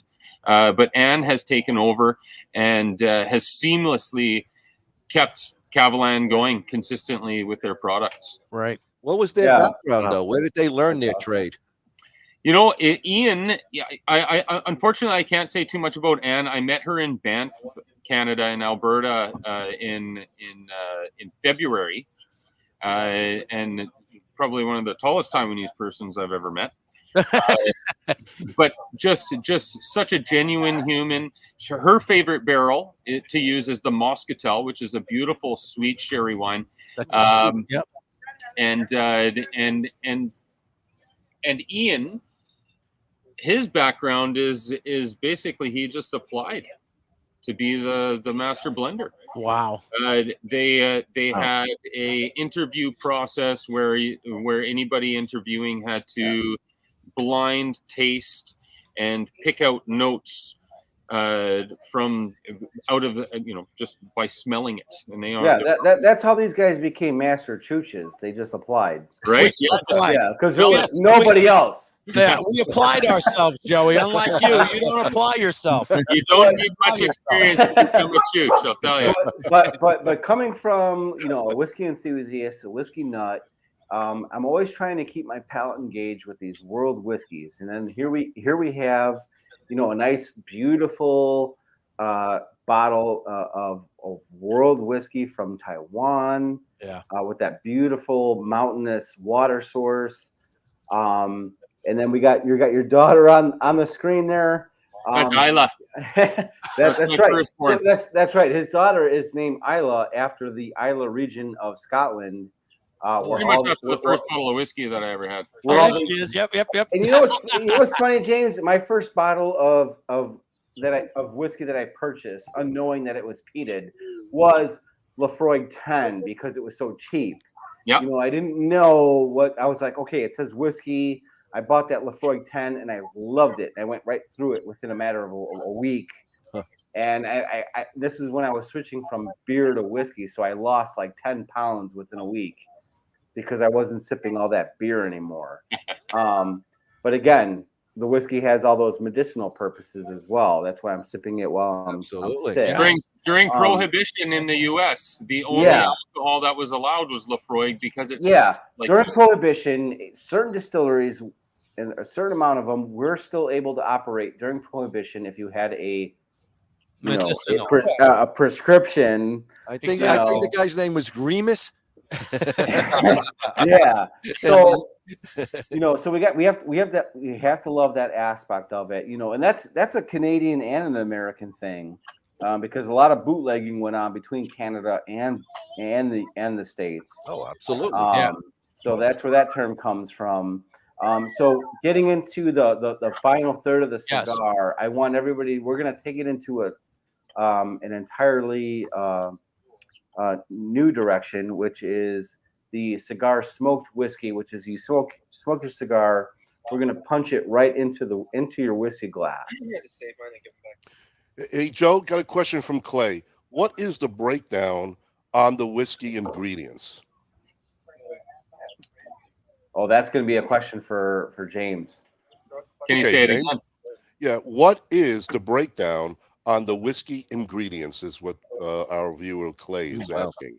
Sure. Yeah. Well, for a single malt, if it's from Scotland, and when Scotland makes the rules, that's kind of the baseline for all of the others who are making single malts that should go by. KaVaLan and High Coast are no different. They essentially say that a whiskey is not a whiskey until it's at least 3 years old. Spent maturing in wood. Here's Hannah. This is my other little stinker here. Oh, Sorry. look how cute she is. She's gorgeous. Yeah. So the ingredients of a whiskey is come on, buddy. Coming after Joe, by the way. I'll answer the question in a second. Pardon me for a second, sweetheart. Malted barley, which is barley that has been germinated enough to have a little stem, which will then be produced to. It's got sugars in that stem, so it's fermented. Yeast and water. Malted barley, yeast, and water, and thyme. Yeah, and time. There you go. Those are the ingredients. Now, the ingredients that go into making the fortified wines, your bourbons, rum, all of those barrel influences. That's another story. Right. And those are humongous contributors to the flavor of the whiskey. Right. But to make an alcoholic spirit that's ready to be called whiskey, it's just those 3 ingredients. That's it. Nice. All right. There you So go, now Clay. I did the smoke in the glass. The and old smoke in the glass trick. It was absolutely exquisite. It was like eating a tomahawk steak, man. Wow. Woo. What I got from that was like a caramel taste. I don't know if that's- Absolutely. Here's my little Cecilia. Yeah, there we Say go. hi. Hey, princess. Hey. Hi. Yeah, totally. Martin, Go ahead totally. and saying hi. You've got that caramel. It's Yep. like a caramel coated Again, kicks up the smoky- sweetness well, again. kicks up the sweetness Yeah. again. Yeah, but it's got that smokiness Yep. that not even campfire. It's more almost like if you took some caramel, melted it on charcoal briquettes, and dropped in some chocolate. That's how I got it. It just was so packed with smoky chocolate caramel. Okay. That's what it was. It was just that. I felt, and again, there's a richness to this pairing that is unlike a lot of pairings that we've done in the past. No, you're right about that. This is a pairing that I'm going to put up there as one of the finest pairings that we've absolutely. done. Yeah, exactly. So this is the pairing that I feel, after we've been doing this as a crew for over 2 years now, and we've reached a certain level of pairing, and this is like the creme de la creme. Yeah. It's like boom. And I got to ask. Salute to both of you guys. Yeah, and so I got to ask Martin, what other cigars we're going to see coming out on the market? That's a good question. So what I have coming from KBF is it's going to still be complex. It's going to have that sweetness. And unfortunately, it's going to be based upon the palate that I like. I like chocolate. I like cocoa. I like things I don't really like spices. So it's going to be based upon what I like. Unfortunately, I mean, and that's okay. I've been told not to do that. That's fortunate. We're fortunate that you have that palate, by the way, and those connections, because those connections are great connections. Oh heck yeah! So so the one from KBF is going to be it's going to be unique compared to this one, but it's still going to have like that sweetness. It's going to have some cocoa, but it's going to because it's going to be it's going to be the same ring gauge as this. It's going to be slightly more intense than the one that I have from the guy. The Asian roller. It's going to be it's going to be similar to it's going to have a similar profile to this. It's not going to have the aged tobacco. You probably get a little more of the smokiness, but right now it's aging. And when I tasted the samples, it had that floral, that chocolate that you folks like. And with that note, James, I need to get to how many guys. I only sent one cigar to you. Unfortunately, I didn't know it was more people there. But for the There's 100 of them. There's 100. There's 800 people here. We're gonna need more cigars. But I want to see witnesses. I want to line somehow we have to figure out if you're going to send me any cigars, Martin, my friend. We need to tell the border that it's not tobacco because it cost me $45 just to accept that thing. Oh my God! Okay, so Canada is okay. So this is chocolate. Yeah, let the dog smell it. It's chocolate. That is a clear-cut example of what I'm talking about. You're looking at getting yourself to the highest level of pairing your cigar with a whiskey. We're not going to Scotland. We're not going to Kentucky. We're going to Taiwan. Right. We're not going to Perdomo. We're not going to Padron. We're going to Broncano. Right. We're at a different kind of level here that people don't even fucking know about. Right. Okay? All right. This is the kind of shit you're at the club and you hit the black button that nobody knows about. Yeah. Right. And all of a sudden you're getting this pairing at such a reasonable price because in total we're still at under $300. Right. Exactly. You know what I mean? And for what you're getting on this pairing, the incredible like the smoothness, that retrohale, the incredible notes that are coming out, like you're enjoying your wake up, your breakfast.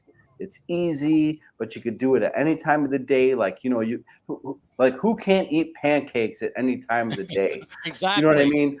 Breakfast for dinner. Yeah. Who doesn't fucking love that? And who doesn't consider that VIP? Like, you know what, motherfucker? Give me some fucking French toast, even though it's midnight. You know what I mean? It's like that movie. You're like, I want to get some fucking French toast. You know what I mean? It's like that. Like, boom, you're getting that exquisite upper level pairing right there. And it's not even the companies you're aware of. Oh, look at that box. Right. You know what I mean? Oh, it's got another special bottle. Who would even think that you would have a whiskey from Taiwan? Exactly. Right. I would never even have thought that was possible. And that's the thing that I love discovering is these whiskeys from all over the world that you're not really familiar with. James, like Rockfort, right? Oh, just wait. Yeah. We got to get you back on and do like a nice Rockfort expression. That would be. These exquisite expressions that they're paying so much detail to, and they're young, but they taste like stuff that comes out of Scotland that's been aged like 30, 40, 50 years. But it's only been aged like 2 to 3 years, which is incredible. Because of the techniques that they're using, and it's fascinating. And then you got Martin that comes along, and he's right on the same page. He's like, Martin comes along from Broncano, and he's like, guess what, motherfuckers? You know what I mean? Right, Martin? Right? You know what I'm saying? Like, it's like, try this instead of paying your, $100 to $200 for that one cigar when you could buy mine that's aged 20 years. Right. What's the price point on the cigar again, Martin? I have it on my site for $20. Some folks have it in the site for 23, 25. Yeah. That's just insane. It's like, why are you gonna? You know what I mean? Why would you not try? Why would you not try this pairing?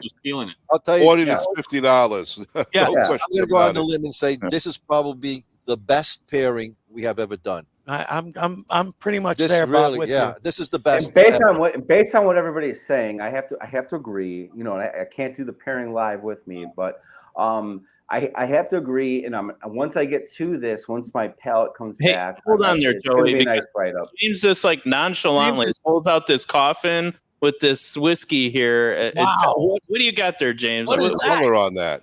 Sorry to interrupt. This is called Dracula.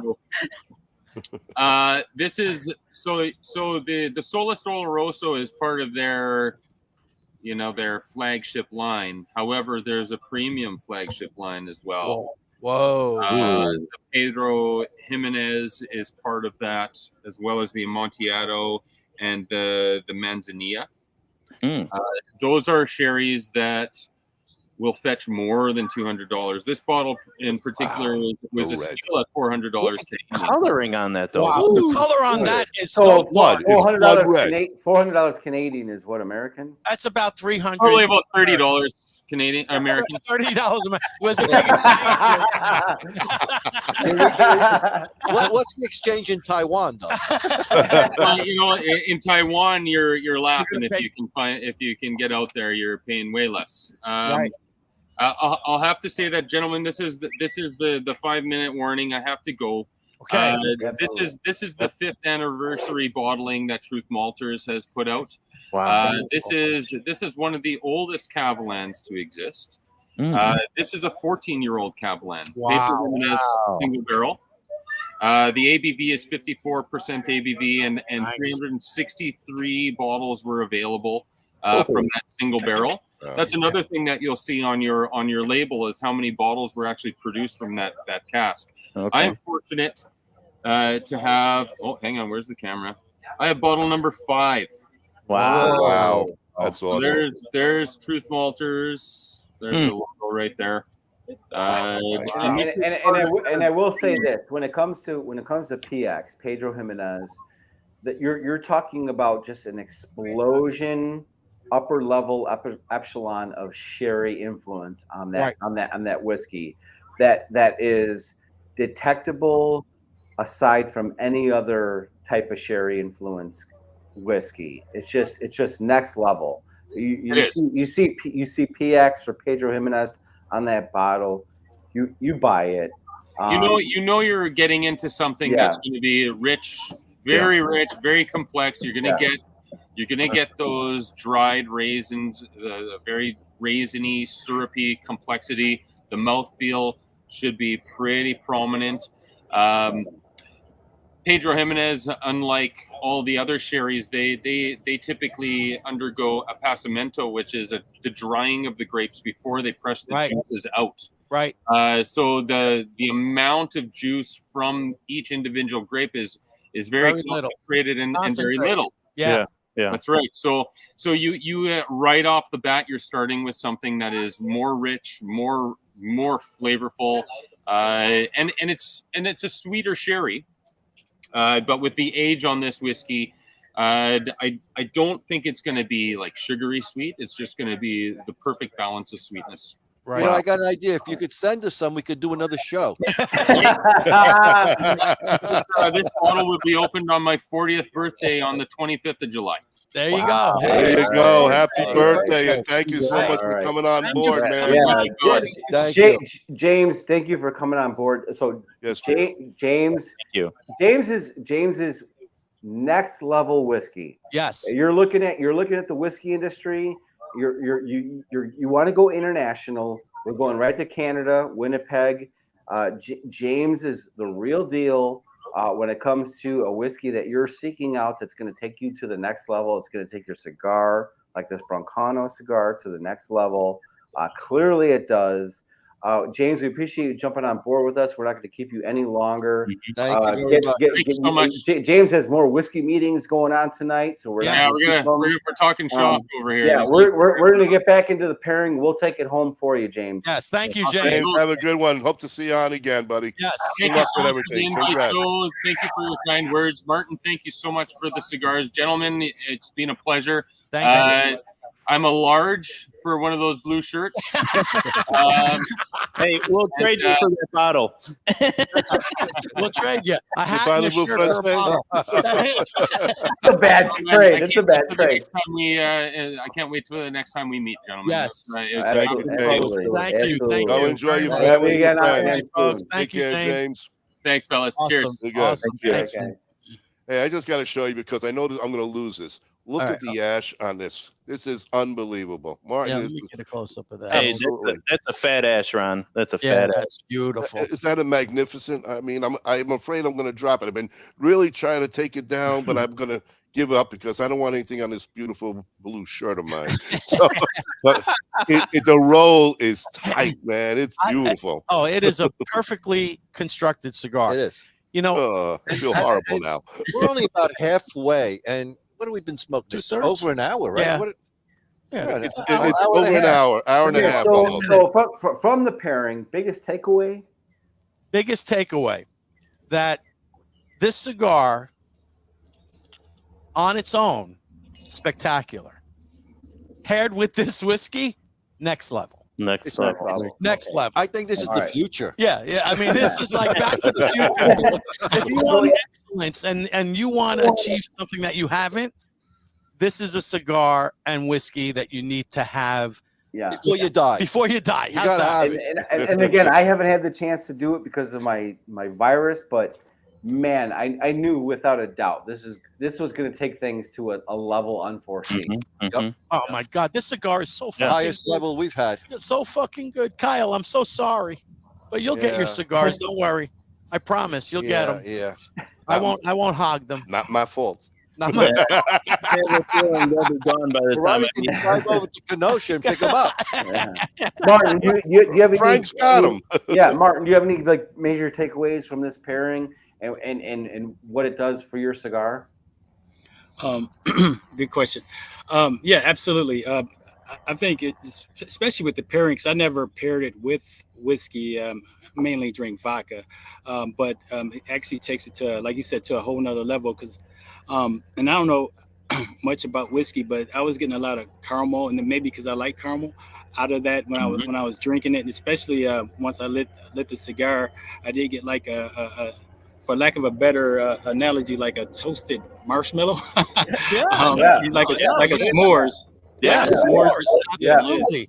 Absolutely, yeah. Got that caramel. So do we convert you now over to the whiskey? Yeah, he's going to move from vodka. Forget that vodka stuff, right? We're going to whiskey. Well, I drink old fashioned, so I mean, this may transfer me over to whiskey straight. I mean, there you go. I have no problem spending $300 for a bottle. I mean, I wish it came smaller, but yeah, I mean, and that's what happens. And I don't know if you guys have noticed when we're doing these pairings is when you get like a nice marriage of tobacco and a whiskey, you get like a really prominent singular like nice flavor. Oh yeah, that's going on, and all you realize that boom, everything is just kind of boom and just can become singular to this one prominent note that you cannot ignore. You know, and that's when you have made the perfect marriage in a pairing, and I believe that's what's going on here. And you know what, Martin, as you get down towards the final third, there's a transition yet again. It's constantly changing. Yeah, that it's now the flavor profile is much more intense. So it's almost as if you took espresso beans with dark chocolate, and that's where I'm at now. You know when you just put the bean in your mouth? Exactly. That just that richness of the bean and itself. Coffee. Because it's very coffee forward with that dark chocolate, and again, still retrohaling. Oh, a lot of times when you get down to the final third, you can't retrohale because it's almost too intense on the nasal passage. This, no, still stays creamy, and your palate is absolutely clean as can be. It's one of the cleanest smoking cigars, and that is what I love on a cigar. Absolutely, I hate when you get that aftertaste. You know, you get those. Nobody likes the aftertaste. No, you get those dark, chocolatey, mocha and leathery notes, but smooth on the retro. Smooth. Just smooth, where it's smooth, not offensive. It's as smooth as Martin. And you could just sit there and you're like, nobody fucking talk to me right now. That's right. Because you're like, nobody talk to me right now because I want no distraction. I want to be alone. I want no distraction from the experience that I'm getting from this cigar. This cigar, I'd only be interested in how this pairs with like a cappuccino. Yeah. Oh, this would be so perfect. Oh, perfect. It's like smoking a cappuccino. It's like smoking cappuccino right now. It really is. And so when you're in the factory in Dominican Republic, that's all they give you is a cappuccino, and that's what the first thing I smoked this with was cappuccino. They have like these little. I'm quite sure you guys been there. These little short glasses, right? Dark, rich. Yeah, I mean, it's not the kind of make you poop right away, but unless you're Ronnie. but I mean, we're just talking about just an incredible cigar. If you've reached a level of cigar smoking where you're seeking out these specific type of cigars that give you those certain notes, but inoffensively, at a creamy level, at a level that's not going to make you sick at the same time. This is it. And we're well into the show at this point, so I want to remind the viewers, what's the come of Broncano Cigars? Matt Polly by the way, Matt Polly, look at this. I love our show. Our guys are great. He just grabbed the 5-pack while we're talking. Yeah, I got the notification on PayPal. Yeah. Did he just pay you? He got the notification. All right, good. Yeah, hey, don't lie. You got the notification on OnlyFans, right? But what's next for Broncano Cigars, and what should we be seeking out? So in August, September, probably more or less October, we're gonna have, like I said, the blend from KBF. Do you have a name yet for them? I think I'm just gonna call them classic in a signature. Nice. The reason why, because I'm gonna come out with a limited edition that I'm gonna have. I'm not gonna say, but I'm coming out with a limited edition for Christmas. I think I'm gonna have something for that, and that's gonna be slightly more spicy. I'm probably using talk to somebody in Nicaragua to do that, but I have a preference for Dominican tobacco, and I don't know why. I smoked a lot of Nicaraguan tobacco, and I like Costa Rican and Dominican tobacco the most. So it's going to be still going to have like the chocolate, because that's what I like, and the sweetness, but it's going to be slightly stronger, probably more of a full body cigar. Yeah. Gotcha. This is perfect because I'm going to call this medium minus. I'd say right down the middle. Yeah, right down the middle. It's perfect. It's perfect. It's not mild. It's not strong. It's perfect. This cigar, get it before they're gone. Matt Polly said there's only 88 left. 88 more boxes. Listen, folks, purchase these cigars. You will be glad that you did, because once they're gone, they're gone. And once they're gone, they're gone. Unless you want to wait 20 more years for another batch. No, but these are like collectible ones. I mean, you want to put one and just store it away for that special occasion. You know, I mean, this is I think the next cigar should be called the Martin. The Martin. It took you 80 years to achieve this. The Martin Special. Well, I mean, one day I want to be able to sell a brand, so I don't want to be associated with it, so I don't have to. What? Oh my God! Before we go to our last block of sponsors, I just want to let people know that we have some great prizes for folks. So we have a KaVaLan right there. Very nice. A whole bottle of KaVaLan right here. All right, there you go. From the mountains of Taiwan. That's right. From the mountains of Joey. There you go. Yeah. Because he's the one who's sending it to you. Yeah. And Martin, is there anything that we could do cigar-wise? Actually, I could do something better than a cigar. A comes with a virus. I can give away two T-shirts. 2 T-shirts. XL and I know people are big, so XL and maybe a triple X. 2X. Triple X. I'm going to make sure that people get a cigar, so I'm going to send one of my cigars to somebody because I want them to have that cigar. Wow. And that's not easy for me to do, but I have one extra that I'm not sending to I'm sending to Kyle. I thought you said I'm not sending it to Kyle. Oh shit! So folks, Kyle, when we come you back, can't have it. Kyle, you can't have it. Hey, I'll match you on that cigar. Number all one, right, and you'll get another cigar from Martin and some T-shirts right when we come back after these words from our, what I like to say, amazing sponsors. I think I'm cured. Another day in paradise, smoking cigars. Tower G Cigars is a dynamic new cigar brand grown from a love for cigar culture and a respect for the artisanship behind the craft. We are a minority-owned family business based in Orlando, Florida. Our current collection delivers 3 exclusive lines: the Black Moses, Magic Stick, All Pro Series featuring Leon Searcy's signature cigar and Ike Taylor's one-of-a-kind, and the newly released Perfect Round featuring 18 cigars, a front 9 and a back 9. Visit our website at www.howardgcigars.com. You can find a full list of our retail partners there too. Thank you for making us part of your humidor. This is Phil Morgan, General Manager of Missouri Meerschaum Corncob Pipes in Washington, Missouri. Our mission since 1869 has been to produce great smoking pipes that anyone can afford. We guarantee our pipes won't be your most expensive, but they just might be the ones you smoke the most. At Missouri Meerschaum Company, we don't just sell our corncob pipes, we grow them, make them, and smoke them. Missouri Meerschaum, Washington, Missouri, since 1869.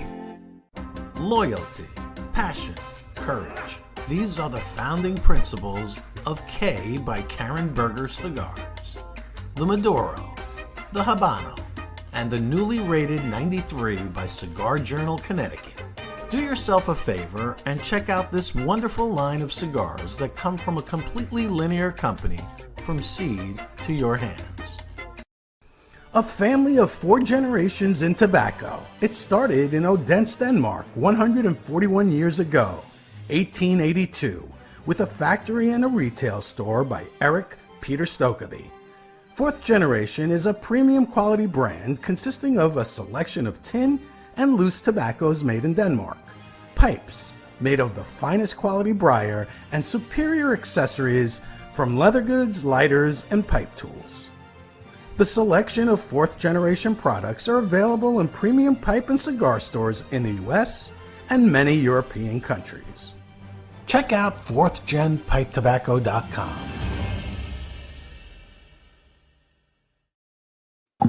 We are back. We are back, folks. You know what, Ron? You're wearing.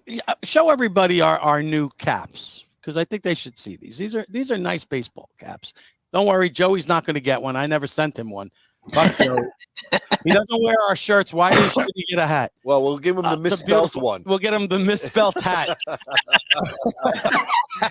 The one that says, "I got the virus." Let's send him the most embarrassing hat he could possibly wear. Just make sure he doesn't. Ron, what do you think? Just hot off the press, folks. Ron, why don't we throw in a hat too? We'll throw a hat in too. Because okay, we're feeling nice tonight. Yeah. You know, all right. Our audience 2 cigars. Martin's 2 cigars. There you go, Martin. You guys actually want people to try and win, right? I want them to win, but sometimes, I ask questions that nobody answers. So Martin's going to give 2 cigars along with that, guys. All right, perfect. All right, so folks, first thing, everybody knows this section. It's called Sub Saka Squad. Yes. And that's our wonderful Mr. Steve Saka of Dumbarton. Tonight's prizes are obviously, you know what they are. You just said it. Whoa, that's a nice T-shirt. Oh, look at that. I should be getting one of those too, I think. Yeah, I'm a large. I'm an extra large. I'll take that XXX. Martin, you can play along. Can I challenge Mr. Saka to get a little more involved with the challenge questions? Why? How so? I don't know, like a little more appearance, maybe. Another appearance. Well, I feel like one appearance at the end of the show is not enough. Yeah, in my opinion. Hey. Well, you want to see him again? Yeah, it was great talking to him. There we go. Show the angel. I'm showing the before he disappears off the planet. Where did he go? Oh, did he leave me? It never makes sense on the great. I think he's drunk. Okay, now he's right. Now Steve's never coming on the show. That's called Joey Cupid. Carol with an E is on, by the way. A month of February on every calendar. On every calendar. Let's play. Okay, we're done.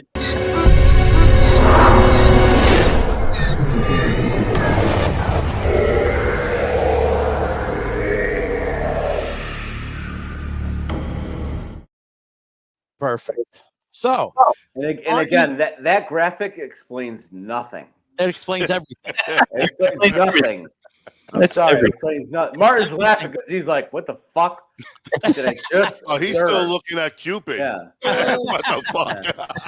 Well, Martin, you're allowed to play in this segment. I challenge the guys here to some interesting trivia that some of them may get or not. But on this date in history, Bob, in 2010.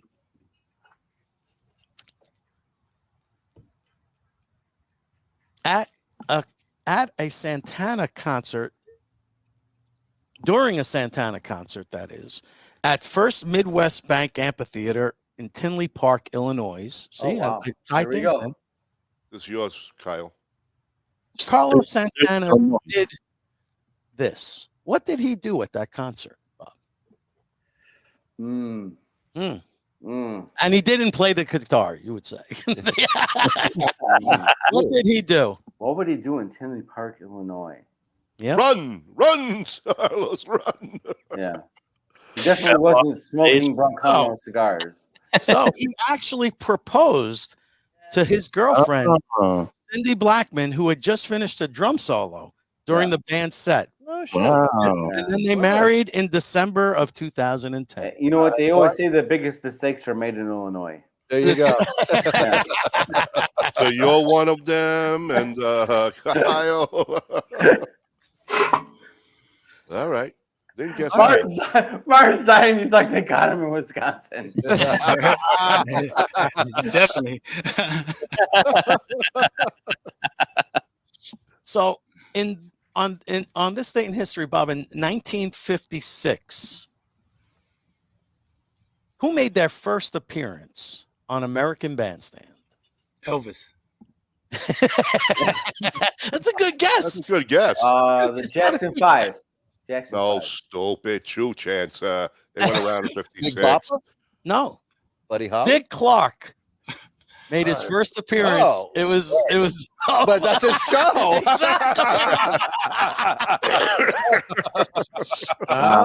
right. Okay.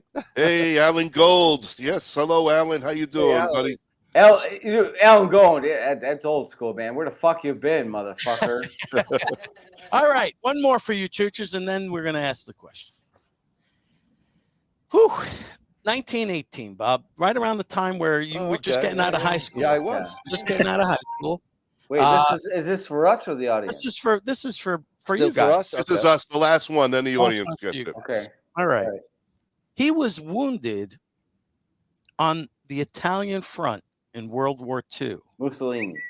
Who was wounded on the Italian front? Wait, Frank. Chiellini. You said, you said World War II. Okay, there you go. My mistake. World War I. Who was wounded on the Italian front? Bob Pecorini. He just got called up for the draft. That's He right. was just drafted at the time. They gave him a salami and a diaper and said, "Go, kid." You're gonna love who this was. You're gonna be amazed. Ernest Hemingway. Hemingway. Yes. Hey. Hemingway. Which is right here in Oak Park, right by me. Yep. See. Wow. Yeah. Ernest Oh, Hemingway. the Bruce Stark, the Earthling, came in on that one. I think the same time you mentioned it. Nice. I'll give you guys one I more. think Bruce and I were on the front. Martin just so you know, Martin left the show a long time ago. That's why he goes in. Well, his body's still here. One more for you guys. You know why? Because I like you. And I got two really good ones. Well, thanks. I might give you two, but I'll give you one. And Bob's still alive. In 1893, Bob, this was right when you were born. So recent. Here we go. This is a recent one. That was a mere child. 1893. What the fuck? Current events. Who performed the very first successful open heart surgery, and he repaired a torn pericardium with of a knife wound patient, James Cornish, without the use of penicillin or blood transfusion? Oh, that's easy. It's Dr. He was black. It's Dr. Broncano. All I know, he was black. Just go with it, motherfucker! Why? Because it was a knife wound?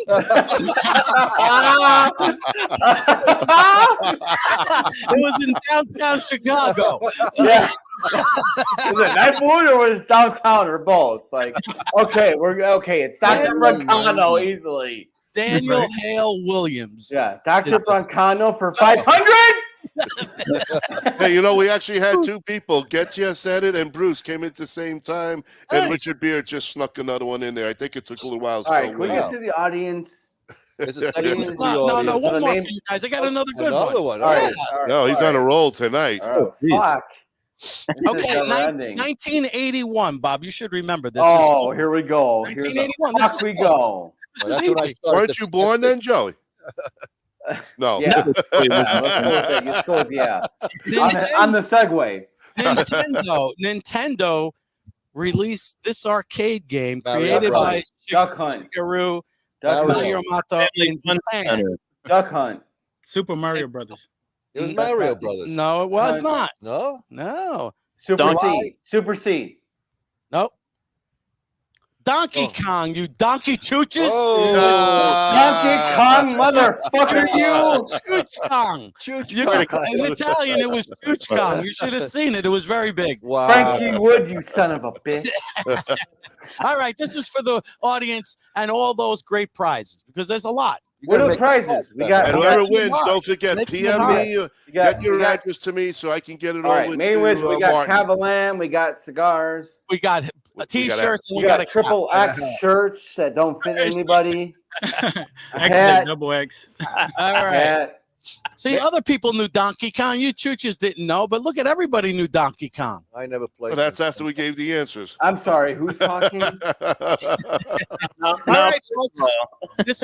This is for all the marbles. Ronnie, you got the music low? No, it's not Ronnie. It's Kyle. He's got the Kyle has it. Kyle's got the new sounds. That's New right. sounds. Kyle's got the new At sounds. this point, Martin is like, I'm so regretting coming on this show. No, I only sold 10,000 cigars, but that's okay. I'm out of here. He doesn't even. What? Okay, ready? Shut the hell up, Joe. Thank you, Frank. He's KaVaLan. too much. KaVaLan. He's sloshed. He's already, He's swimming. There we go. Shut up. Shut up, Joe. All right. This is your cue. Drink some All right. more. All right. Cue to Okay. shut up. 1977, folks. He quits his day job as a computer programmer at Elizabeth Arden Cosmetics to become a full-time musician. Who This is easy. was he? It's Jimmy Kimmel. Shut up. Come on, let's for the answers. Go ahead. Play the music. What we got here? 1977. He quits his day job as a computer programmer. Come on, Alexa. for Give me the Elizabeth answer. Arden Google Cosmetics Apollo 13. to become a full-time musician, folks. What the fuck is with this question, Frank? It's a great question, by It the is. way.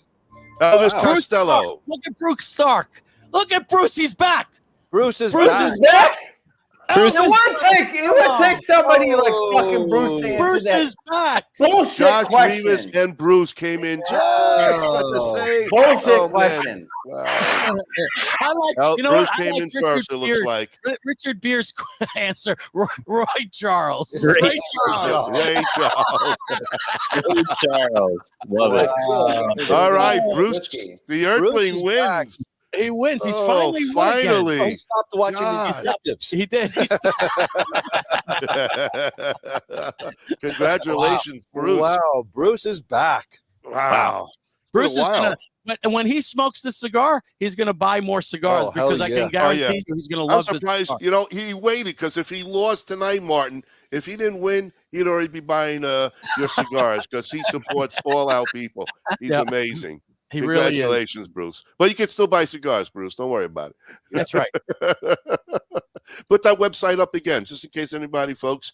If you want the most amazing cigar that you can, man, you got to check it out. Go to the What? website. What did Ronnie just say? That you can, man? Can man. Can man. And the Can man. Cigars. You, man. Gotta go and ticket. I just wanted to be like Joey. Chocolate factory with this cigar guy. There you go. Amazing. Martin, we can't wait for the next release, brother, because this is unbelievable. I don't know if you can top this. I mean, to come out this powerful and hit a grand slam, how the hell are you going to come and follow up on this one? I'm sure they're going to be great cigars because this guy, obviously, he knows what connections, and he knows what he's doing because he's put out a cigar that is fucking phenomenal. And he's got the palate. He's got the palate. Martin, you know what the fuck you're doing, dude. That's right. You, dude. Martin, you should let Ronnie do the sampling for the next cigar. Yeah, because I'll put out something that you'll never tasted before in your life. Yeah, Martin's like coming from the Midwest. You've never experienced this. Straight out of Wisconsin. Fuck COVID. Fuck COVID-19. No, I'll tell you, it's going to have a little bit of New York pizza taste with pasta, and it's going to have maybe a chicken cutlet all in one. It's going to have it tastes like zebra. It's going to taste like zebra for Ronnie. And the special cigars that we call Joe Biden makes you study. Forget what you did after you cigar. It's like Joe Biden with you smoke and you start mumbling. Yeah, you smoke the cigar, you're like Joe Biden with a hint of hyena. Yes, Bruce, I got your address. I'll send it to you. None of me, baby. Meat and chocolate. Keep drinking. That cigar, you forget that you're smoking. Yeah, you don't want all that. I can do is drink. No, but you'll swear that you were a pilot and driving a tractor trailer. But you love your hairy legs getting stroked. Yes, very yes. He'll smoke it in his Corvette with the top down. He'll be sniffing hair. The snozberries taste like snozberries. No, it's time to leave, Joe. So anyway, everybody, hey, listen, Martin, we gotta go. Thank you so much, Martin. It's been awesome. We're so excited for you. Coming back. Great Hope to see you again real soon, buddy. Yep, absolutely. Martin's like, I'm never coming back to this fucking show. Well, he's got to come back to put out the next one, man. So we got another pairing. Yeah, man. Hey, man. Hey, man. All right. Good night, everybody. All of it. Hey, by the way. Hey. Next week. I like the way these ties together. You know what is next week? Do you know what next week is, Frank? I know what next week is. Do you know what next week is? We've got a man next week. No, but do you know the date of what next week is? Do I know the date? I don't even know what today's date is. Folks, should we say it, Frank? Bob's like, you mean like last week, man? No. Next week, folks, is going to be our anniversary, the 6th anniversary of this great show. That's what's happening next week. Wow. So we have a special guest on, and we've got La Aurora. Yeah. So we tie into this beautiful cigar. Wow. Right, because this is La Aurora. La Aurora. So, folks, we will see everyone. William Marte will be on. We will have a headache in the morning because he's bombed. Oh, dude, I'm so bombed right now. I had to make up for not being able to smoke a cigar. So drink twice as much. Exactly. Right. Put your daughter to bed first, and then drink. And this is what happens, gentlemen. And this is what happens. When you take too much NyQuil, right? Martin, everybody, it was wonderful. Thank you. Have a great one. Have a good night, everybody. Bob, stay on, Bob. Stay on. Yeah, Bob, because Bob's the biggest prick on the show.